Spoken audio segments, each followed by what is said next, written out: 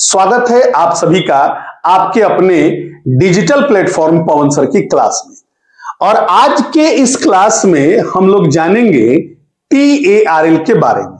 हम जानेंगे TARL होता क्या है, क्यों इस कार्यक्रम को बिहार के सभी प्राइमरी विद्यालयों और बिहार के सभी मध्य विद्यालयों के लिए अनिवार्य किया गया है। तो ये TARL होता क्या है, इसको जानने से पहले हमें जानना होगा FLN को। हम सभी जानते हैं कि हमारे यहां नेशनल एजुकेशन पॉलिसी 2020 लागू हो चुकी है, राष्ट्रीय शिक्षा नीति 2020 लागू हो चुकी है। और राष्ट्रीय शिक्षा नीति 2020 के अंतर्गत एक बहुत बड़ा प्लेटफॉर्म है निपुण भारत निपुण बिहार। और निपुण भारत और निपुण बिहार के अंतर्गत एक कार्यक्रम चलते आ रहा है हमारे विद्यालयों में, FLN foundational literacy and numeracy, बुनियादी साक्षरता और संख्या ज्ञान।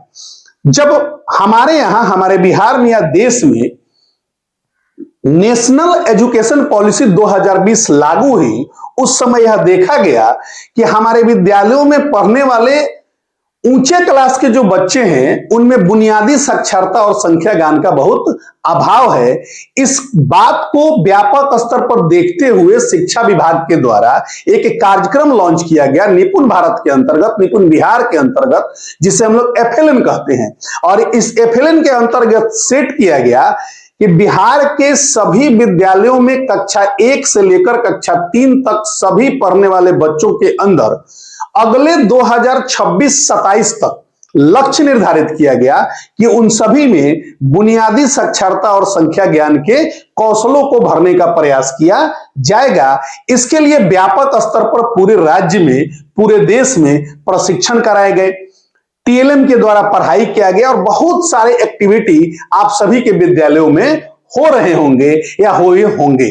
हम लोग अभी FLN के जो टारगेट ईयर है, उस टारगेट ईयर के लगभग, चूंकि ये वर्ष 2026 चल रहा है और 2027 तक ये टारगेट था, सरकार के द्वारा, शिक्षा विभाग के द्वारा यह टारगेट दिया गया था क्लास 1 से 3 तक के बच्चों के लिए। लेकिन इसी बीच परख 2024 और असर 2024, इससे पहले मैं बता दूं कि परख NEP 2020 के द्वारा एक संस्था है जो हमारे यहां विद्यालयों में होने वाले पढ़ाई का मूल्यांकन करती है, समय समय पर जांच कराकर ये पता करती है कि हमारे यहां जो बच्चे पढ़ रहे हैं, बिहार के सरकारी विद्यालयों में नहीं अपितु पूरे देश के सरकारी विद्यालय में जो बच्चे पढ़ रहे हैं, उनके पढ़ने का जो लेवल है, उनमें जो बुनियादी साक्षरता या उसका जो लेवल है वो किस लेवल तक है।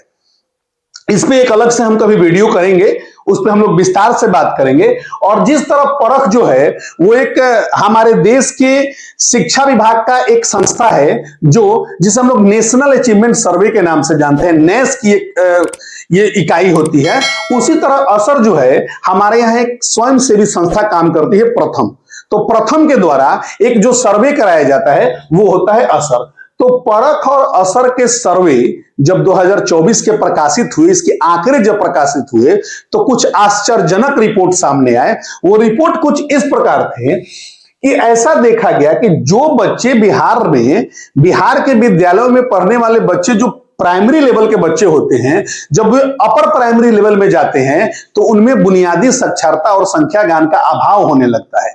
आंकड़ा ये आया कि बिहार के ग्रामीण क्षेत्रों में कक्षा 3 में 56% बच्चे हैं जो बढ़िया से भाषा को पढ़ पाते हैं, हिंदी की किताबों को पढ़ लेते हैं और आसानी से समझ लेते हैं। लेकिन ये प्रतिशत कक्षा में 6 जाते जाते 52% तक हो जाता है।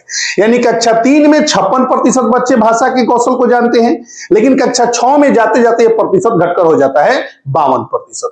इसी तरह बुनियादी संख्यात्मक ज्ञान की अगर बात करें, मैथ या गणित की बात करें, तो कक्षा 3 में इन बच्चों का प्रतिशत 54% है, लेकिन कक्षा 6 में जाते जाते 45% हो जाता है। आगे ये देखा गया कि कक्षा 5 के 45% बच्चे कक्षा 2 स्तर के पाठ को पढ़ पाते हैं।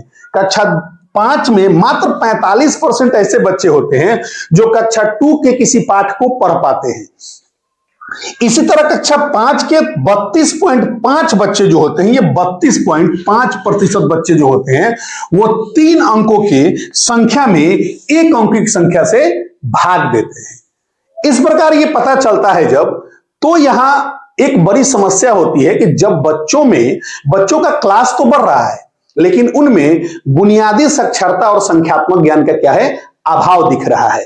तो इस खाई को पाटने के लिए, इस गैप को भरने के लिए बिहार शिक्षा परियोजना और प्रथम फाउंडेशन के संयुक्त प्रयास से एक कार्यक्रम लॉन्च किया जाता है, और वो कार्यक्रम होता है TARL। TARL है क्या? तो इसका पूरा नाम होता है teaching at the right level, यानी सही समय पर सही पढ़ाई। कि पूरे विश्व में बुनियादी साक्षरता और संख्या ज्ञान के लिए इससे प्रभावी कोई व्यवस्था नहीं हो सकती है। कम लागत में यह बहुत ही प्रभावी व्यवस्था है।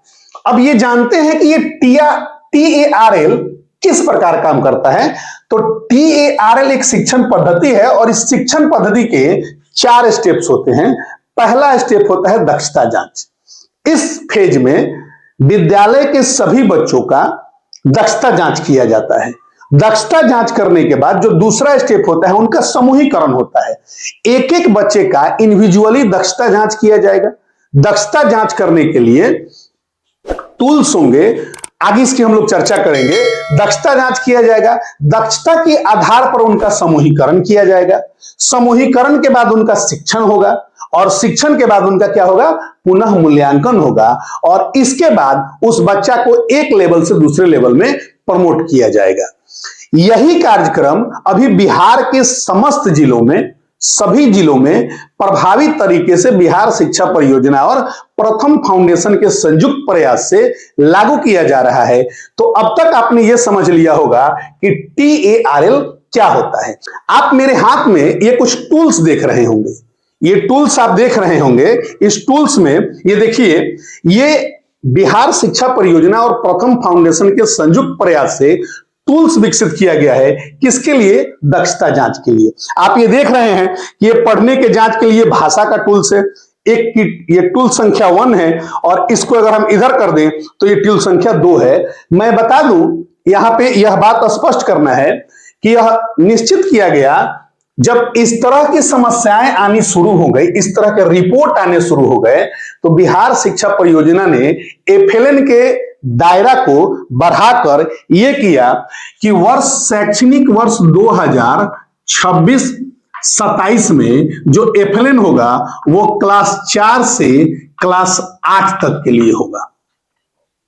क्लास 4 से क्लास 8 तक के लिए होगा, और इसको एक मिशन मोड में लिया जाएगा, और इस मिशन मोड के अंतर्गत इस शैक्षणिक सत्र में इन बच्चों का दक्षता जांच किया जाएगा, उनका समूहीकरण किया जाएगा, उनके लिए शिक्षण की व्यवस्था की जाएगी, और उनका पुनः मूल्यांकन किया जाएगा। और एक ही स्तर पे काम करना है कि बच्चों में बुनियादी संख्यात्मक और साक्षरता ज्ञान का अभाव न हो। इसके लिए प्रथम फाउंडेशन और बिहार शिक्षा परियोजना के तरफ से टूल्स विकसित किए गए। इन टूल्स के माध्यम से हम बच्चों की दक्षता की जांच करेंगे, और उसके दक्षता के आधार पर उनका समूहीकरण किया जाएगा, और उसके बाद उसके लिए शिक्षण की व्यवस्था की जाएगी। अब प्रश्न यह है कि TARL के द्वारा, TARL के माध्यम से हम बच्चों की दक्षता जांच कैसे करेंगे। तो आपको याद होगा ये कार्यक्रम अभी से शुरू नहीं हुआ है, 2026-27 के शुरू से ही यह कार्यक्रम आपके यहां लॉन्च हो चुका है। और इसी कार्यक्रम के अंतर्गत आपको याद होगा गर्मी के छुट्टी के समय आपके विद्यालयों में समर कैंप लगा होगा। लेकिन अंतर यह था कि समर कैंप लगाने के लिए क्या किया गया, जिला स्तर से आपको पत्र प्राप्त हुआ होगा। उस पत्र के माध्यम से प्रत्येक प्रखंड के लिए FLN के एक नोडल शिक्षक का चयन किया गया होगा, और उस नोडल शिक्षक के द्वारा अपने प्रखंड के सभी मध्य विद्यालयों में एक समर कैंप का आयोजन किया गया था। समर कैंप जिसे कमाल का कैंप कहा गया, और उस समर कैंप को संचालित करने के लिए स्थानीय लेवल पर स्वयंसेवी संस्थाओं के द्वारा या वॉलंटियर्स को रखकर समर कैंप का संचालन किया गया। बहुत हद तक इस समर कैंप के अच्छे परिणाम आए। अब इसके बाद इसका तीसरा फेज चालू हो रहा है, और वो फेज है इस महीने में, जुलाई के महीने में बिहार शिक्षा परियोजना और प्रथम के संयुक्त प्रयास से शिक्षा विभाग के द्वारा प्रखंड स्तर पर प्रत्येक प्राथमिक विद्यालय से 2 और प्रत्येक माध्यमिक विद्यालयों से 3 या 4 शिक्षकों को मेंटोर के रूप में चयन किया गया। मैं फिर से एक बार रिपीट करूं कि इस कार्यक्रम के अंतर्गत अब ये चूंकि कार्यक्रम विद्यालय लेवल पर दक्षता जांच की करानी है, तो इसके लिए क्या किया गया है कि प्रत्येक ब्लॉक से प्राथमिक विद्यालय से 2 टीचर और मध्य विद्यालय से 3 अथवा 4 टीचर को मेंटोर के रूप में चयन किया गया और इनको जिला में बुलाकर प्रशिक्षण दिया जाएगा। प्रशिक्षण किस बात का दिया जाएगा कि आप TARL के माध्यम से अपने विद्यालय के बच्चों की दक्षता जांच को किस प्रकार करेंगे। अब जब मेंटोर के रूप में आप प्रशिक्षण के लिए जाएंगे या गए होंगे, तो आपको वहां पे बताया गया होगा कि आपको 2 विषय के लिए काम करना है। एक विषय होगा आपका भाषा और दूसरा विषय होगा आपका गणित। यानी इन्हीं 2 विषयों के लिए, इन्हीं 2 सब्जेक्ट्स के लिए आपको मेंटोर के रूप में चयन किया गया है। और मेंटोर के रूप में आपका काम क्या होगा, आप किस प्रकार विद्यालय में जाकर दक्षता जांच करेंगे, कौन कौन सा ग्रुप बनाएंगे, उसके बारे में मैं अभी आपको बताने वाला हूं। हालांकि जांच की पूर्ण प्रक्रिया और पूर्ण विधि के लिए हम लोग अलग से एक वीडियो करेंगे। अभी हम ये जानेंगे कि आपका चयन मेंटोर के रूप में हुआ है, या आप तो प्राथमिक विद्यालय के टीचर हैं या आप मध्य विद्यालय के टीचर हैं। तो मेंटोर के रूप में चयन होने के बाद आपको क्या करना है, कैसे अपने काम को करना है, इसके लिए हम यहां पे आपको जानकारी दे रहे हैं।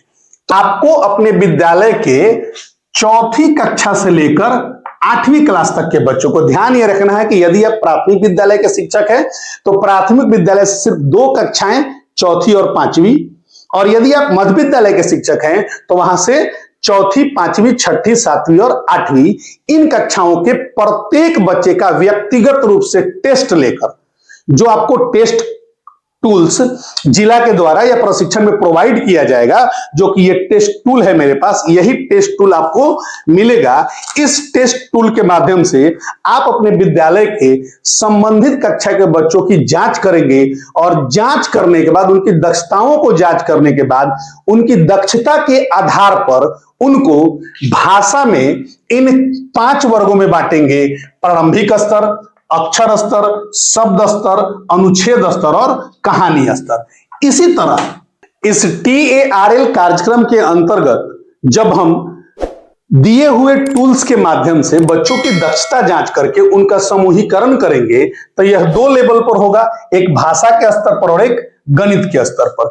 जब हम भाषा के स्तर पर एक एक बच्चों की दक्षता की जांच करेंगे, तो दक्षता की जांच के बाद जो उनका समूह होगा वो 5 समूह में बंटेगा: प्रारंभिक स्तर, अक्षर स्तर, शब्द स्तर, अनुच्छेद स्तर और कहानी स्तर। जो बच्चे अनुच्छेद और कहानी स्तर में होंगे उनको इस ग्रुप में हम लोग शामिल नहीं करेंगे।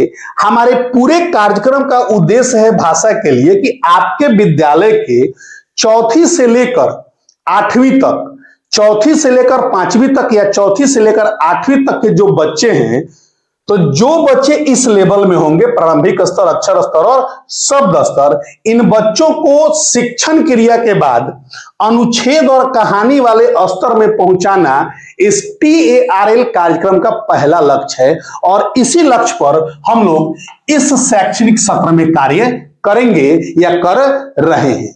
उसी तरह गणित विषय के लिए जब हम बच्चों की दक्षता का जांच करेंगे और उनका समूहीकरण करेंगे, तो समूहीकरण करने के लिए हमारे पास ग्रुप क्या होगा: प्रारंभिक संख्या, प्रारंभिक अंक, संख्या, जोड़ स्तर, घटाव स्तर और भाग स्तर। यानी यहां भी इन 3 लेवल के बच्चों को इस लेवल में पहुंचाना इस कार्यक्रम का मुख्य उद्देश्य है। और इसके लिए दक्षता जांच हमने कर लिया, समूहीकरण कर लिया, और शिक्षण के लिए आपको 60 डेज का शिक्षण कार्य करना है। शिक्षण कार्य करने के लिए आपको विभाग से समय दिशा निर्देश प्राप्त होंगे, टूल्स अवेलेबल कराए जाएंगे, किट्स उपलब्ध कराए जाएंगे, गतिविधियां आयोजित कराई जाएगी। और गतिविधियों के आयोजन के बाद हम लोग 60 दिन का वर्किंग डे क्लास चलाएंगे। एक दिन में एक सब्जेक्ट के लिए 1 पीरियड और दूसरे सब्जेक्ट के लिए 2 पीरियड, यानी एक कार्य दिवस में 2 पीरियड यानी 2 घंटे निर्धारित किए गए हैं भाषा के लिए और गणित के लिए। और ये कितना दिन का शिक्षण अवधि होगा? 60 दिन का शिक्षण अवधि होगा और इस 60 दिन के शिक्षण अवधि के बाद उन बच्चों का हम पुनः क्या करेंगे, पुनः मूल्यांकन करेंगे। उद्देश्य हमारा यह है कि 60 दिन की शिक्षण अवधि के बाद उन बच्चों को मूल्यांकन करने के बाद उनको इस वाले लेवल से इस वाले लेवल में पहुंचाना और गणित के लिए इस वाले लेवल से इस वाले लेवल में पहुंचाना, ये TARL के प्रथम फेज का कार्य है। आगे इसके बारे में और जो रणनीति आएगी हम अपने चैनल के माध्यम से आप सभी को जरूर बताने का प्रयास करेंगे। एक आवश्यक सूचना यह भी है कि किस प्रकार इन टूल के माध्यम से, ये जो टूल्स दिए गए हैं, इस टूल के माध्यम से एक एक बच्चे का हम जांच किस प्रकार करेंगे, इसके लिए एक अलग से वीडियो हम जरूर बनाएंगे। तो वीडियो अगर अच्छा लगा हो, जानकारी अगर अच्छी लगी हो, तो इस जानकारी को अधिक से अधिक लोगों को शेयर करें ताकि उनको यह समझ में आए कि TARL होता क्या है और क्या करना है। साथ ही यदि आपके मन में किसी प्रकार का विचार है इस कार्यक्रम या इस वीडियो से संबंधित, तो कमेंट बॉक्स आपके लिए खुला है। आपके विचार हमेशा स्वागत योग्य होंगे और उन पे विचार किया जाएगा। साथ ही यदि चैनल पे पहली बार आए हैं तो चैनल को सब्सक्राइब करके, वीडियो को लाइक करके, वीडियो को शेयर जरूर करें। धन्यवाद।